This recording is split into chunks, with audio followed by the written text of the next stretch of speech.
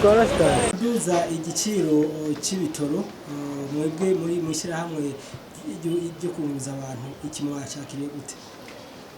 Nivyo igiciro c'ibitoro cyaraduze, twari tumaze amezi arenga 3 n'ubundi tudakora neza bivanye nuko ibitoro byagumye bitibonekeza neza mu ma station atandukanye. Igiciro rero cyaduze kandi twabibonye ko litiro yaduze ko amafaranga ashika 300, no kuvuga ibice birenga 12%.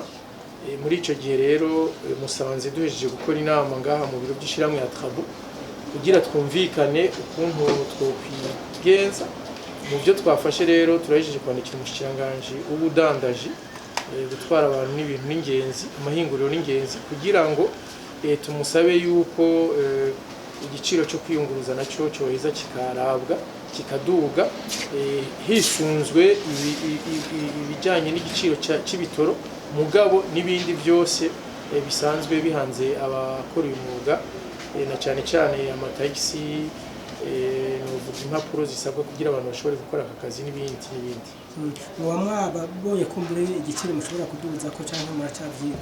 Oya, muri kano kanya biragoye kumenya igiciro, ko nababwiye ko hariho igiciro cyaduze ku bitoro, ariko hakabaho n'ibindi bintu dusanzwe twari dufise tuvuga ko twuganira n'ababijejwe kugira nabyo nyene bifatirwe ko mu kuraba igiciro, kugira tworohereze donc horoherezwe abasanzwe bakora uyu mwuga, na cyane cyane ko basanzwe bakora babona.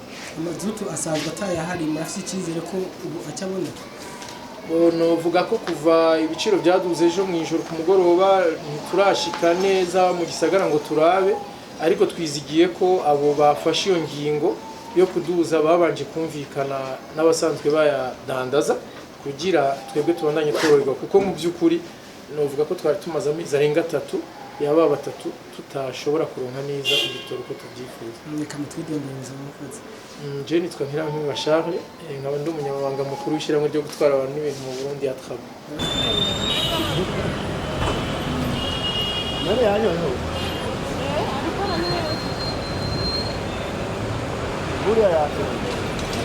Buriya. Yasohoye hano mu mukozi.